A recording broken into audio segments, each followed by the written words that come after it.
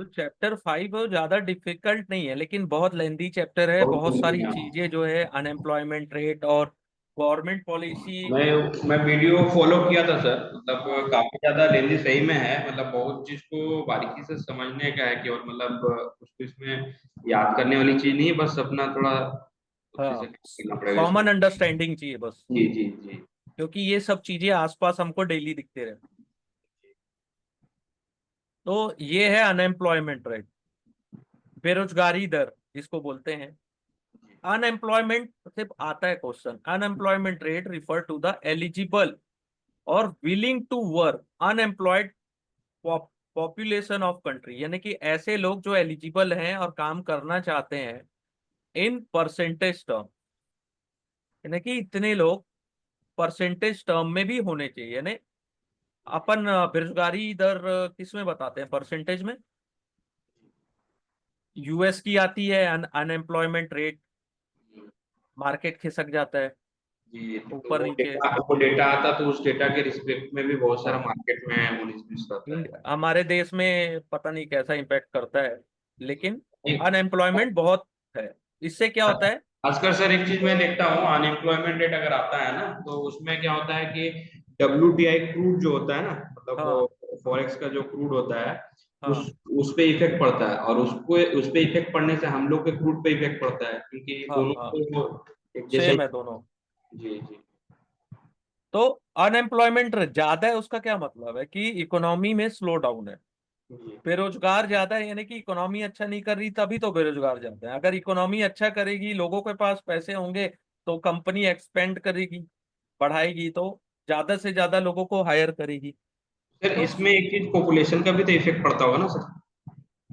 आ, पड़ता है, लेकिन यहाँ पे लिखा है ना एलिजिबल और विलिंग टू वर्क। अच्छा अच्छा, मतलब एलिजिबल है, वे काम करने की इच्छुक रखते हैं, इच्छा हाँ रखते हैं, but काम नहीं मिल रहा है। हाँ। तो during a slow down in economy, unemployment rate rises. During a expansion phase, unemployment rate fall. Slow down में अनएम्प्लॉयमेंट, बेरोजगारी दर बढ़ती है, और एक्सपेंशन में अनएम्प्लॉयमेंट रेट जो है फॉल होता है, यानी कि इकोनॉमी अच्छा कर रही है तो फॉल होगा। ठीक है, क्योंकि ज्यादा से ज्यादा जॉब क्रिएट होती है। हायर हायर एम्प्लॉयमेंट का क्या मतलब है, ज्यादा रोजगार है तो इनकम है, तो उससे क्या होगा, पीपल्स की एबिलिटी बढ़ जाएगी स्पेंड करने की, जिससे पोटेंशियली ग्रोथ मिलेगी इकोनॉमी में। अगर उल्टा हुआ तो टफ टाइम होगा और अनएम्प्लॉयमेंट रेट हाई होगा। फिर दो टाइप के इन्वेस्टर्स होते हैं। पहला होता है सर एफडीआई। एक चीज थोड़ा सा बोलूंगा सर, मतलब ये ठीक है अनएम्प्लॉयमेंट रेट, बट इसको कैलकुलेट किस तरह से करते हैं सर, और ये क्या मतलब एग्जैक्टली हो पाता है, क्योंकि इतने लोग को किस बेसिस पे करते हैं सर, तो मतलब सब गवर्नमेंट अपने को क्या है कि गवर्नमेंट जो डेटा प्रोवाइड कर रहा है उसी को अपन स्टैंडर्ड का मानते हैं। टेंडर मान के ठीक है, चलते उसके अलावा अपने को कोई मतलब नहीं है कि कहाँ से क्या हो रहा है, कि क्या चीज सही है नहीं है, क्योंकि वो अलग ही पार्ट हो गया। ठीक है, अपन क्या करते हैं कि कितने लोग, 100 में से 40 लोग काम करना चाहते हैं। हैं। जी 100 लोग हैं, 40 लोग काम करना चाहते हैं, एलिजिबल भी हैं, वर्क करना चाहते हैं, लेकिन उनको नौकरी नहीं मिल रही है। ठीक है, या इनमें से जी 50% को नौकरी मिल गई, 50 को नहीं मिली, ऐसे कैलकुलेट किया जाता है। और जो आदमी 18 साल से कम है, तो उसको कैसे गिन सकते हैं पॉपुलेशन में। हाँ, वो तो या जो इम्प्लॉयमेंट सीनियर हो गया, रिटायर हो गया, उनको थोड़ी गिनेंगे। तो वो यूथ है, 60+ हो गए। यंग है, हम्म, काम करना चाहते हैं, आईटी में है, ठीक है, कोई भी सेक्टर में है, नौकरी नहीं मिल रही है, वो बात बता रहे हैं। जी जी फिर होता है फॉरेन डायरेक्ट इन्वेस्टमेंट या फॉरेन पोर्टफोलियो इन्वेस्टमेंट। तो डायरेक्ट इन्वेस्टमेंट का क्या मतलब होता है कि जैसे आईफोन जो एप्पल की कंपनी है वो हमारे देश में आई है, जी वो डायरेक्ट इन्वेस्टमेंट कर रही है, एक इंफ्रास्ट्रक्चर उन्होंने खड़ा किया है, वहां पे वो मोबाइल फोन बनाएंगे। तो कैपिटल फ्लो मिल रहा है, फॉरेन कैपिटल फ्लो मिल रहा है हमारी कंट्री में, एक्टिव फॉर्म में मिल रहा है, तो फॉरेन डायरेक्ट इन्वेस्टमेंट होता है। ठीक है, और पैसिव फॉर्म में मिल रहा है तो फॉरेन पोर्टफोलियो इन्वेस्टमेंट होता है। एफडीआई के आने से investing entity participate in decision making and drive the business. ठीक है, अगर एफडीआई देश में आता है ज्यादा फायदेमंद है, लेकिन पोर्टफोलियो इन्वेस्टमेंट आता है तो इक्विटी और बॉन्ड में मिलता है अपने को पैसे की इन्वेस्टमेंट हो रहा है, वो मैनेजमेंट में पार्टिसिपेट नहीं करते हैं। ठीक है, और upper limit of on individual and combined holding bye FPI in paid up capital of the Indian company, उनकी एक अपर लिमिट तय है कि एक इंडिविजुअल या कंबाइंड होल्डर कितना paid up capital Indian company में रख सकते हैं, अपर लिमिट है। एफडीआई को वेलकम करती है डेवलपिंग कंट्री, जैसे टेस्ला भी बोलता है कि मैं आने वाला हूं, मैं कार यही बनाऊंगा या मैं कार सेल करूंगा, तो वो एफडीआई हो गया। एप्पल फोन आ गया, माइक्रोसॉफ्ट आ गया, बड़ी कंपनीज आ गई इंडिया में, अपना ऑफिस खड़ा कर दिए तो आसपास रोजगार बढ़ते हैं ना। फिर इसको इस तरह से बोल सकते हैं सर कि जैसे एफडीआई कभी कभी क्या होता है कि वो अपना पैसा वापस मतलब निकालते हैं वो लोग मतलब वो एफपीआई है। एफ, अच्छा हाँ sir FP for portfolio investment, उससे क्या होता है उससे भी मतलब मार्केट पे असर पड़ जाता है। वो तो मार्केट में ज्यादा असर करते हैं, जी। लेकिन एफडीआई इतनी आसानी से नहीं जाती है। हाँ वो तो ठीक है, एफडीआई से इंफ्रास्ट्रक्चर, अगर मान लीजिए आप दुर्गापुर में, वहां पे अगर आईफोन बनना शुरू हो गया तो वहां के कितने लोगों को रोजगार मिलेगा, कितने लोग वहां पे आएंगे, तो वहां की सड़कें अच्छी होगी, इंफ्रास्ट्रक्चर डेवलप होगा, वो ज्यादा फायदेमंद है। एफपीआई में पैसे नहीं लगने, वो आए और खरीद लिए, ब्रोकरशिप दिए, टैक्स दिए कि नहीं दिए उससे मतलब नहीं है। एफपीआई में केवल वो क्या करते हैं, इक्विटी और बॉन्ड्स को खरीद लेते हैं, उसमें भी उनकी एक अपर लिमिट है। सर एफपीआई में तो जरूरत नहीं है कि मतलब वो फॉरेन मतलब इंडिया में आके इन्वेस्टमेंट करेंगे, वो तो बाहर से भी इन्वेस्टमेंट कर सकते हैं। लेकिन कर तो इंडिया में ही रहे ना। नहीं नहीं मतलब फिजिकली तो प्रेजेंट नहीं होना पड़ेगा उनको ना। नहीं नहीं नहीं, तो इसीलिए तो एफडीआई को वेलकम करते हैं ना, जी जी जी। क्योंकि इससे मल्टीपल बेनिफिट मिलता है, जॉब क्रिएशन, आईफोन के आने से नई टेक्नोलॉजी सीखोगे, वहां जी के नए मैनेजर्स के साथ बैठोगे तो कुछ नया सीखोगे, नए प्रोडक्ट और सर्विस मिलेगी। एफडीआई जो होता है लॉन्ग टर्म के लिए होता है और स्टेबल मनी देता है। एफपीआई का मनी होता है कंसीडर, जहां पे उनको डाउट हुआ तो वो पुल आउट कर लेते हैं मनी को, जिससे सिस्टमेटिक रिस्क हो जाता है इकोनॉमी में। ठीक है, फिर होता है fiscal policy and there impact. तो फिस्कल पॉलिसी कौन देता है? सेंट्रल गवर्नमेंट, जरूर। गवर्नमेंट यानी कि देश की गवर्नमेंट, स्टेट की नहीं। तो which deal with revenue and expense. Fiscal measure are important in any economy, क्योंकि अगर गवर्नमेंट चेंज करती है अपने इनकम को और एक्सपेंडिचर को, इनकम उनकी होती है टैक्स, एक्सपेंडिचर क्या होता है, education, health care, police, military, interest on borrowing, administrative welfare. ठीक है, तो it influence aggregate demand supply, saving, investment and overall economic activity in the country. ठीक है, तो बजट में, बजट आता है अपना, तो गवर्नमेंट बोलती है कि हमारा एक्सपेंडिचर ज्यादा है रेवेन्यू से, तो उसको बोलते हैं फिस्कल डेफिसिट, यानी कि सरकार का खर्चा ज्यादा हुआ है और उनकी इनकम कम हुई है, यानी टैक्स कलेक्शन कम हुआ है। तो इसको, फिस्कल डेफिसिट को भी कैसे डिफाइन करते हैं, as a percentage of GDP, की जीडीपी का कितना परसेंट आपका फिस्कल डेफिसिट हुआ है। फिस्कल डेफिसिट को कम करने के लिए गवर्नमेंट मार्केट से बोरो करती है, शॉर्ट टर्म और लॉन्ग टर्म, और लार्ज फिस्कल डेफिसिट हुआ और कॉन्सिक्वेंस हायर बोरोइंग हो रही है गवर्नमेंट की। सर तो इस समय ये बॉन्ड वगैरह ये करते हैं क्या, बॉन्ड लाते हैं फिर। हाँ हाँ हाँ हाँ, जी जी मार्केट से बोरोइंग बॉन्ड के ही थ्रू होती है, शॉर्ट टर्म बॉन्ड्स और लॉन्ग टर्म बॉन्ड्स। ठीक है, तो उससे क्या होता है, इंटरेस्ट रेट पुश होता है, जी बढ़ जाता है। उससे क्या होता है, कॉरपोरेट के जो प्लेयर्स होते हैं उनको पैसे बनाने में तकलीफ होती है, कि रेट ऑफ इंटरेस्ट उनको ज्यादा देना पड़ता है। और higher interest rate environment is detrimental to economic growth, यानी कि वो खराब होता है, ये समझ लो, जितना ज्यादा इंटरेस्ट रेट हाई होगा उतना ही ज्यादा वो इकोनॉमी के लिए खराब होता है। A country has trade and other contract with entities abroad which result in receipt and payment of funds. ठीक है, this include payment of import and receipt for export. import में आपको पेमेंट देना है और एक्सपोर्ट में आपको रिसीव करना है। Interest and dividend received and paid and other transport from abroad. तो यहां से क्वेश्चन आता है, करंट अकाउंट क्या होता है? Current account balance is the difference between receipt and payment. Current account surplus कब होता है? रिसिप्ट ज्यादा है, यानी कि एक्सपोर्ट ज्यादा है, इंपोर्ट कम है, तो सरप्लस हुआ। और डेफिसिट में इंपोर्ट ज्यादा कर रहे हो, एक्सपोर्ट कम है, तो वो करंट अकाउंट डेफिसिट हुआ।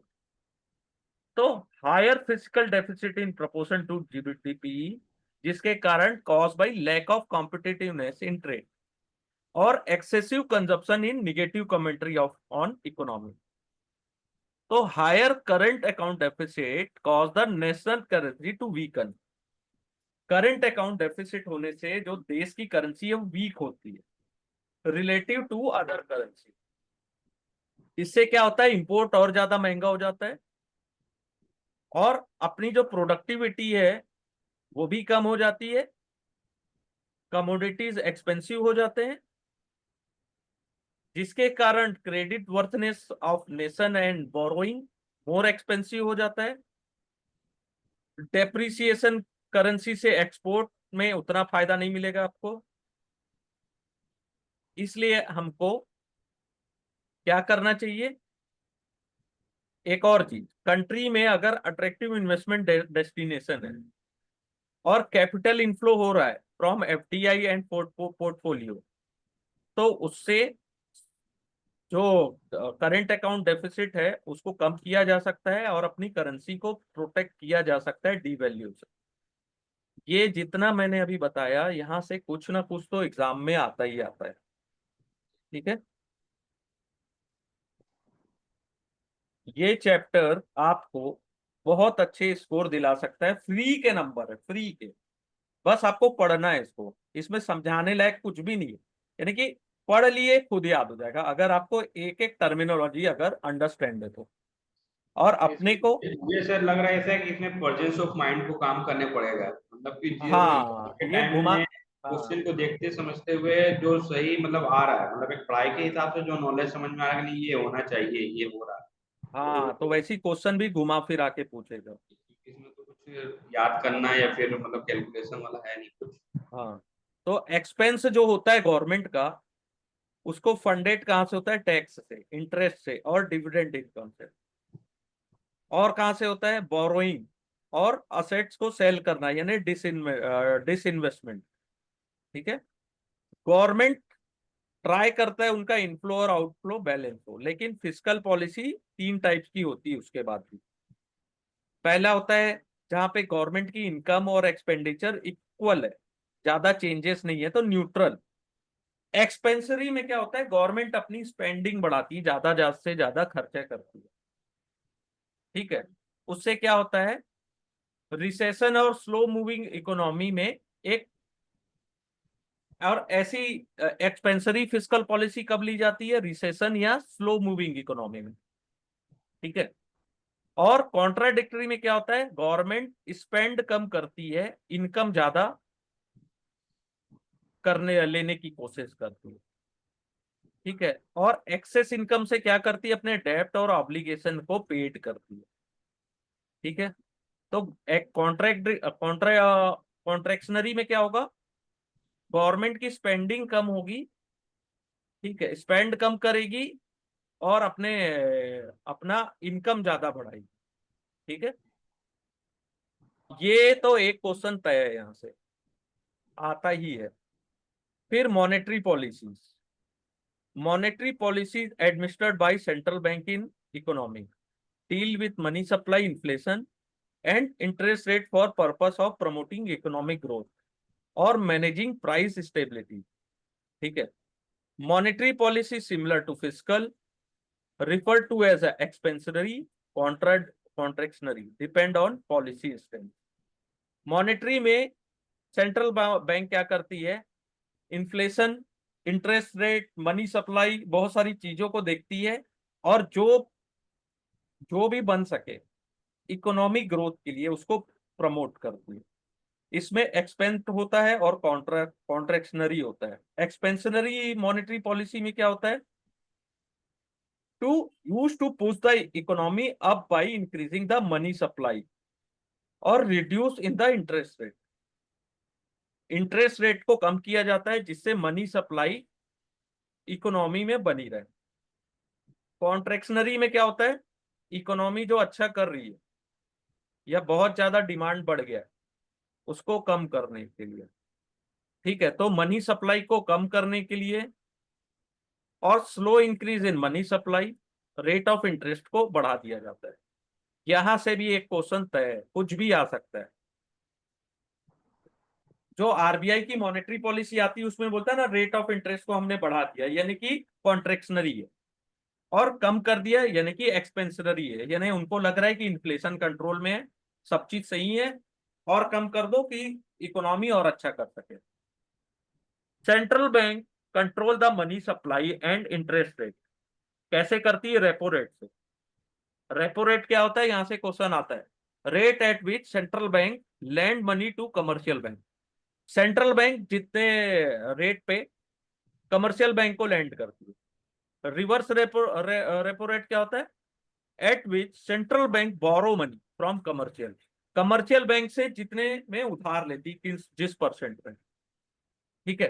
कैश रिजर्व रेशो क्या होता है, minimum percentage of total deposit which commercial bank have to hold in as a cash reserve with the central bank, CRR जिसको बोलते हैं। ठीक है, CRR। आपको ऐसा कैश रिजर्व सेंट्रल बैंक के पास यानी आरबीआई के पास ना, सेंट्रल बैंक यानी सेंट्रल बैंक ऑफ इंडिया नहीं, रिजर्व बैंक ऑफ इंडिया अगर अपने देश की बात की जाए। RBI। आरबीआई ये सेंट्रल बैंक है ना, वो सेंट्रल बैंक नहीं है जो अभी लिस्टेड है 30-40 रुपया उसका दाम भी चल रहा है, वो नहीं, ये आरबीआई PTI की बात हो रही है। वाली वो नहीं। हाँ, और एसएलआर क्या होता है, मिनिमम परसेंट यानी कि टोटल डिपॉजिट जितना है उतना commercial bank have to hold in cash, जैसे गोल्ड और गवर्नमेंट ऑफ इंडिया सिक्योरिटी, तो एसएलआर बोलते हैं। यहां से भी एक क्वेश्चन तय है, ठीक है, यहां से भी एक क्वेश्चन तय है। There is no short formula to handle economy issue as slowing down in growth, inflation, exchange rate management and other, ठीक है। Given the variation in composition of GDP, growth rate, demographic feature of different economy, same policy different act करती है different economy में। जैसे एक economic problem को सही करने जाओगे तो दूसरी प्रॉब्लम खड़ी हो जाती। आप मनी सप्लाई को इंक्रीज कर दो यानी कि इंटरेस्ट रेट को आपने कम कर दिया, लेकिन उससे क्या होता है, स्पेंडिंग बढ़ जाती है जिसके कारण इन्फ्लेशन फिर बढ़ने लगता है। स्पेंडिंग बढ़ी तो आप ज्यादा खर्चा करोगे तो डिमांड बढ़ जाएगी, डिमांड बढ़ने से कॉस्ट बेस्ड या डिमांड बेस्ड जो इन्फ्लेशन है वो बढ़ जाता है। और जब इकोनॉमी हीट कर रही है तो आपने स्लो डाउन कर दिया, तो ऐसे में क्या होता है, government can increase tax to suck money out of the economy, ठीक है।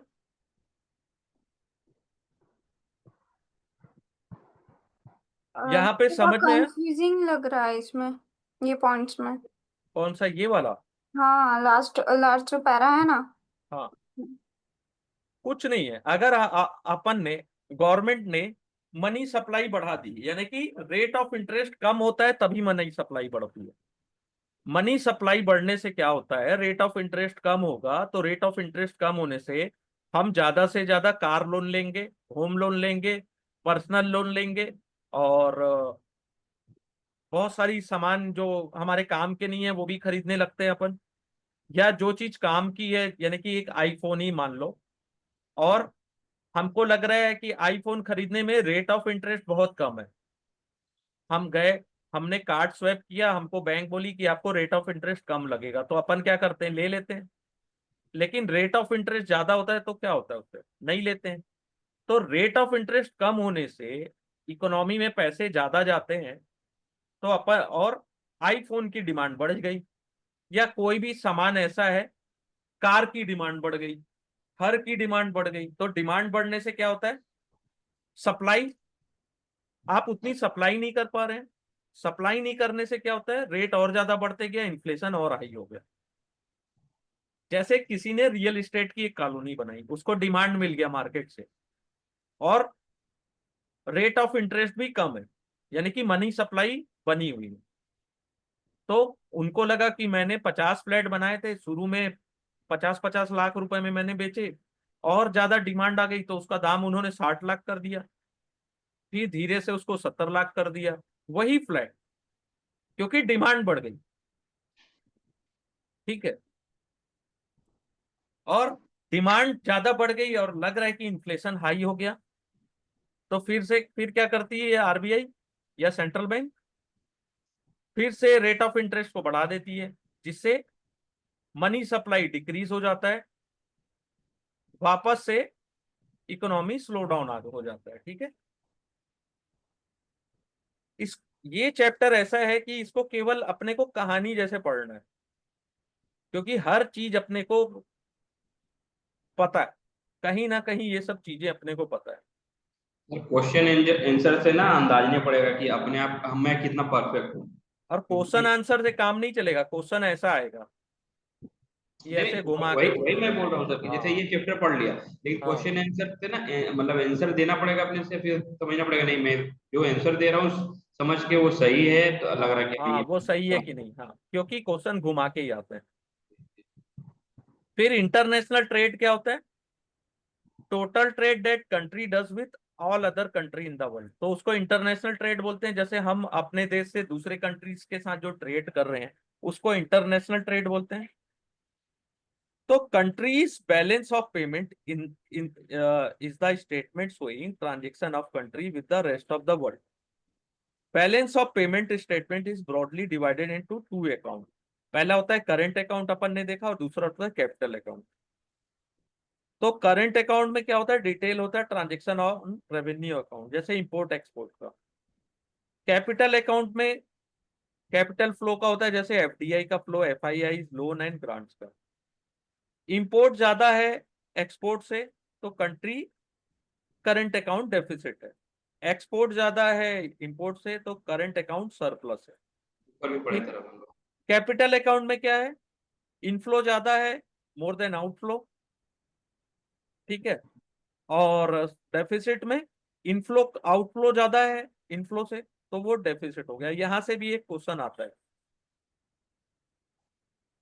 अगर कंट्री कंटिन्यूअस चल रही है डेफिसिट में करंट अकाउंट में, तो उनको सरप्लस फंड चाहिए कैपिटल अकाउंट में, जिससे उनका फॉरेन करेंसी रिजर्व बना रहे और सपोर्ट भी मिलते रहे। अगर कंट्री में रिस्क है losing confidence of market participant, तो करेंसी क्या होगी, उसका वैल्यू गिरते जाएगा। इसलिए बोलते हैं ना, डॉलर रुपीस की वैल्यू गिर रही है तो मार्केट भी गिरते जाता है, कई बार होता है ऐसा। और करेंसी का क्या यूज है, currency get traded in world market like commodities. Exchange rate refer to the value of one unit of currency with the respective to other currency. ठीक है, Indian rupees is quoted against the dollar at 65 था, अभी तो 85 भी हो गया है। ठीक है, $1 का प्राइस कितना हुआ, 85। तो करेंसी ज्यादा कैन बिकम मोर एक्सपेंसिव और लूज देयर वैल्यू। ठीक है, based on relative strength of the countries economy. ठीक है, आगे बढ़े, जी sir.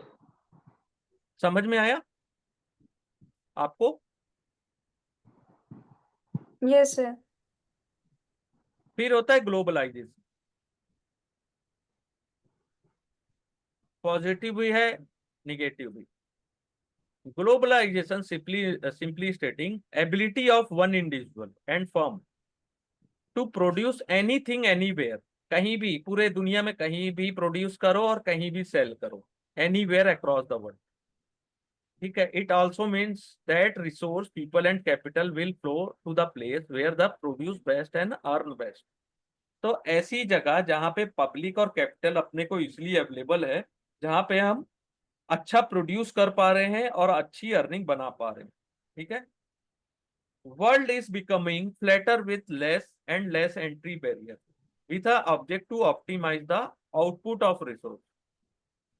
Economists are realize that protective attitude would not take them lot, or they need to open up economy to the world to progress and allocate resource to maximum output. ठीक है, जो developing countries है उनको ज्यादा फायदा हुआ है globalisation होने से, क्योंकि उनकी भी इकोनॉमी ओपन हो गई दूसरी इकोनॉमीज के लिए। There is no compulsion for any economy to do such country decision on the subject to its own based on assessment of perceived advantage. Globalisation का दोनों फायदा भी है नुकसान भी है। पॉजिटिव क्या होता है ग्लोबलाइजेशन का, ये आता है 4 point. Best allocation of global resource, they are able to flow where the produce best and earn best. Integration of developing economy with develop and world and opportunity for them to learn and grow.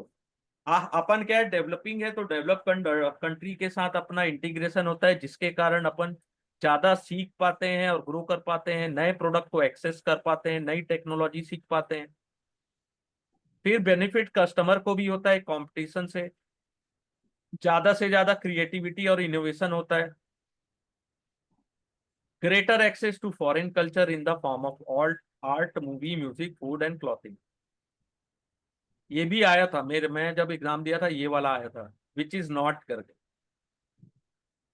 Negative to globalisation, उससे अमीर अमीर होते जा रहा है, गरीब गरीब होते जा रहा है, जो डिफरेंस है दोनों के बीच का वो कम नहीं होता है।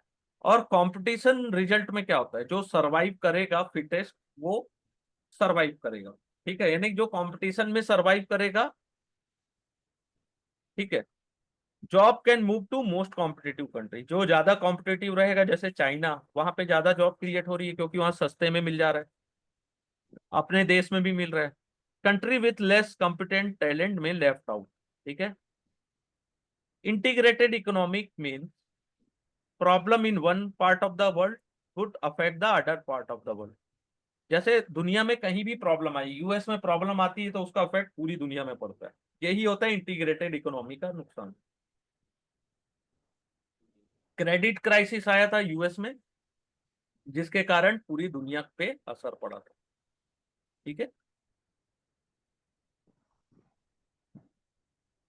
फिर होता है role of economic analysis in fundamental analysis. Economic analysis से अपने को क्या समझ में आता है, ठीक है, तो one of the key area of fundamental analysis is whether and how much is the business likely to grow और सिंक। ठीक है, फंडामेंटल एनालिसिस से अपन क्या सीखते हैं कि बिजनेस कितना अच्छा कर सकती, ग्रो कर सकती कि श्रिंक करेगी। Depend upon on execution by company and its management, management कैसा है, और जो एक्सटर्नल फैक्टर है ओवरऑल वो क्रिटिकल होता है, और जो एक्सटर्नल फैक्टर है वही economy. Economic analysis help us understand what is happening to external environment, और वो कितना इफेक्ट डालती है पर्टिकुलर बिजनेस पे। जैसे जीडीपी ग्रोथ रेट को अगर आप अंडरस्टैंड करोगे तो आपको समझ में आएगा कि क्या होने वाला है ओवरऑल इकोनॉमी में।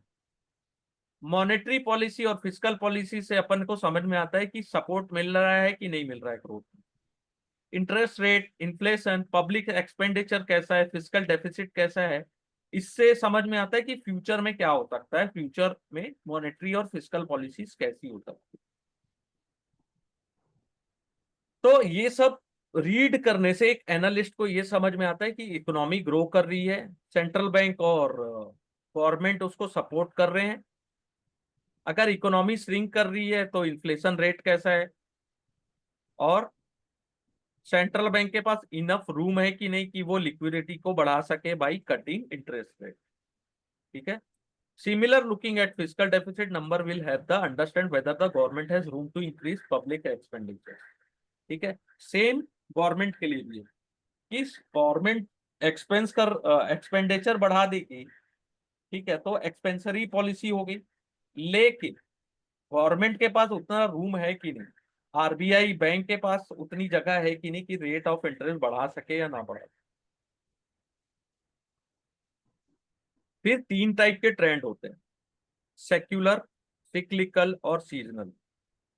ठीक है, इकोनॉमी में तीन टाइप के ट्रेड होते हैं, इसको याद रखिएगा, कई बार क्वेश्चन आता है which is not a economic trend, which is not, तो सेक्युलर, सिक्लिकल और सीजनल दिया रहेगा।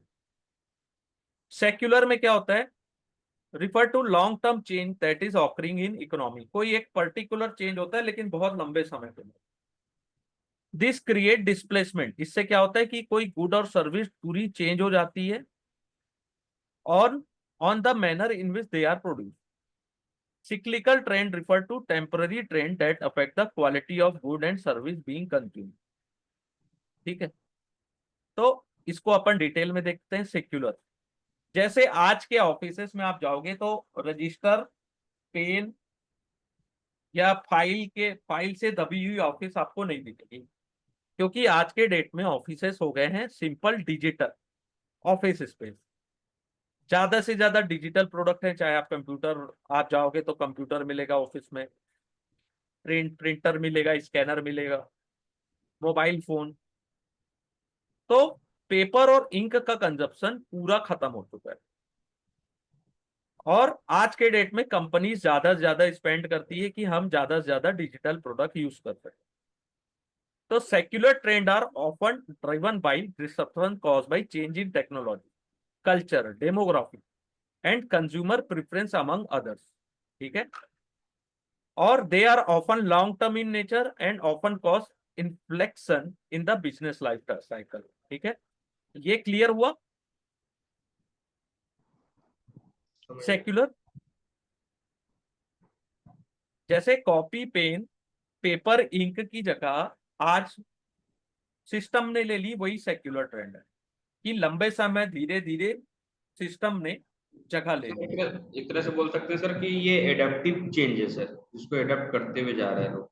एडॉप्ट ही नहीं, धीरे धीरे लोगों ने अडॉप्ट किया है, उसका हाँ बेस्ट रिजल्ट भी मिला है कि स्टाफ भी कम रखने पड़ रहे हैं और कैलकुलेटिव पार्ट भी ज्यादा नहीं है, फाइल मिस भी नहीं होती है, सब सिस्टम में है। सर, ऐसे समझिए ना सर, लॉकडाउन के बाद से वर्क फ्रॉम होम जो हुआ, तो ज्यादातर ऑफिस के नहीं काम नहीं, उधर वो से वो होते हैं। वो नहीं है, ये नहीं। बहुत लंबे समय बाद हुआ है, टेक्नोलॉजी चेंज। कॉपी और पेन कितने समय से चला आ रहा है, हाँ और वो सन 2000 के बाद से धीरे धीरे सिस्टम ने जगह लेते गया और आज उस कॉपी और पेन की जगह या फाइल्स की जगह डिजिटल प्रोडक्ट्स ने ले ली। इसको और डिटेल में अपन चैप्टर 6 में 6.5 में पढ़ेंगे। बस इसको सिंपल समझ जाइए कि कोई भी प्रोडक्ट जो है धीरे धीरे करके वो जगह ले लेता है और वो बहुत इंपॉर्टेंट पार्ट हो जाता है। ठीक है, वो होता है सेक्युलर, एकदम अचानक से नहीं होगा, धीरे धीरे लंबे समय बाद। फिर होता है सिक्लिकल, एक होता है सिक्लिकल ट्रेंड में भी आता है कि कौन सा नहीं है सिक्लिकल ट्रेंड, तो इकोनॉमिक साइकिल होता है, कमोडिटी और इन्वेंट्री साइकिल होता है। सिक्लिकल यानी कि ऐसे घूमते रहे, साइकिल जैसा, ये चक्के जैसा घूमते रहता है, वापस भी आता है इसका साइकिल। नॉन परमानेंट ट्रेंड है, रिवर्स होता है over a period of time. ठीक है, बहुत इंपॉर्टेंट है। It refer to the economic में क्या होता है, it refer to the process of economic trade from expansion to recession and back.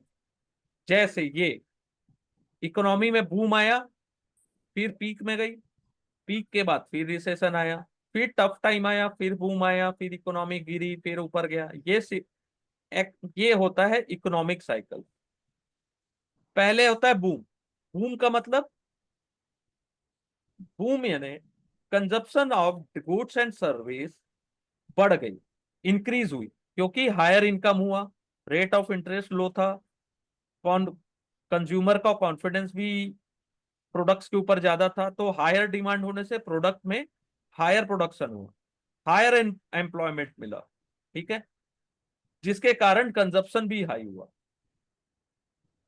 Booming economy में कंज्यूमर और बिजनेस दोनों का कॉन्फिडेंस बहुत ऊपर होता है, बिजनेस प्लान कैपेसिटी एक्सपेंशन और consumer plan to acquire long term assets. Business क्या प्लान करती है कि अपनी कैपेसिटी को बढ़ाए, और कंज्यूमर क्या प्लान करता है, अपने लॉन्ग टर्म असेट्स को खरीदने की कोशिश करता है क्योंकि रेट ऑफ इंटरेस्ट कम होता है। तो business and consumer seek loan from fund such expenditure. Business और कंज्यूमर क्या करते हैं, लोन लेते हैं बैंक से कि हमको, एक को चाहिए बोरोइंग कि दोनों को लोन की जरूरत होती है कि वो एक को एक्सपेंशन करना है अपनी कैपेसिटी को, और दूसरे को लॉन्ग टर्म असेट्स खरीदना है। उसके कारण क्या होता है, ओवरऑल बोरोइंग, जिसके कारण रेट ऑफ इंटरेस्ट भी हायर होने लगता है। हायर कंजप्शन से क्या होता है, हायर इन्फ्लेशन हो जाता है इकोनॉमी में। ठीक है। Manufacture invest in capacity expansion anticipate higher future demand. Manufacture भी अपनी कैपेसिटी को एक्सपेंड करते हैं क्योंकि उनको फ्यूचर में ज्यादा डिमांड दिखती है। स्लो डाउन में क्या होता है, इकोनॉमी पीक में पहुंच जाती है, प्राइस हाई रहता है, हायर इंटरेस्ट रेट होता है, तो उसके कारण डिस्करेज होता है consumption. To control inflation central bank start following tighter monetary policy. Monetary policy को टाइट करना यानी कि रेट ऑफ इंटरेस्ट को इंक्रीज करना। These factors result in slowdown of growth. Even though consumption is on the other rise, rate of increase is lower. Several manufacturers who invested in capacity expansion anticipate demand start witnessing lower capacity utilization. Slow down में rate of interest high हो जाता है जिसके कारण, ठीक है, slow down दिखने लगता है ग्रोथ में, क्योंकि रेट ऑफ इंटरेस्ट ज्यादा होगा तो डिमांड कम होगी, डिमांड कम होगी तो जो मैन्युफैक्चर या कंपनीज है जो एक्सपेंड करने की सोच रहे थे वो अपने एक्सपेंशन को यानी कि रोक देते हैं कि नहीं अभी हम नहीं करेंगे, अभी डिमांड अभी डिमांड उतनी ज्यादा नहीं है। ठीक है। फिर रिसेशन आता है, स्लो डाउन, उसके बाद रिसेशन, जहां पे रेट आर लो मैन्युफैक्चरर क्या करते हैं, कट डाउन कर दिए रहते हैं अपने फर्दर एक्सपेंशन को, उनको कॉस्ट कंट्रोल करना पड़ता है, बहुत सारे लोग को ले ऑफ कर देते हैं, कंपनी निकाल देती है, जिसके कारण अनएम्प्लॉयमेंट भी बढ़ जाता है, लोगों का इनकम लेवल भी बढ़ जाता है, इनकम लेवल डिक्रीज हो जाता है। ठीक है, जिसके कारण कंजप्शन भी डिक्रीज हो जाता है। डिक्रीज कंजप्शन होने से ज्यादा अनएम्प्लॉयमेंट बढ़ता है। ठीक है। कंज्यूमर का कॉन्फिडेंस भी डिक्लाइन हो जाता है, कंज्यूमर ज्यादा से ज्यादा सेविंग करना पसंद करते हैं ना कि उधार लेना। ठीक है। This result in decline in interest rate. ठीक है। और reduce consumption also bring down the inflation rate. Consumption कम हुआ, जैसे एक सब्जी है टमाटर, इसका डिमांड कम हो गया तो ऑटोमेटिक उसका रेट कम हो गया, जिसके कारण महंगाई दर में भी उसका असर दिखने लगता है, इन्फ्लेशन रेट। फिर रिकवरी। ठीक है। Low inflation rate enable central bank to loosen their monetary policy, extend liquidity in the market, easy availability of money, decrease in price, consumer start buying good and service. This result in economic activity picking up and eventually result in return of expansionary phase. Recovery में क्या होता है, वापस bank को ये लगता है कि इन्फ्लेशन रेट तो कंट्रोल हो गया है, फिर से वो मॉनेटरी पॉलिसी में क्या करते हैं, रेट ऑफ इंटरेस्ट को कम कर देते हैं, जिसके कारण फिर से सप्लाई बढ़ जाती है मनी की, फिर लोगों का लोग बाय करना शुरू कर देते हैं गुड एंड सर्विस। ठीक है। फिर से इकोनॉमिक एक्टिविटी पिक कर लेती है। ठीक है। फिर से एक्सपेंसरी फेज वापस आ जाता है। तो ये फेज चलते ही रहता है, boom peak recession tough time फिर एक्सपेंसरी फेज, ये चलते ही रहता है। ठीक है। जी सर।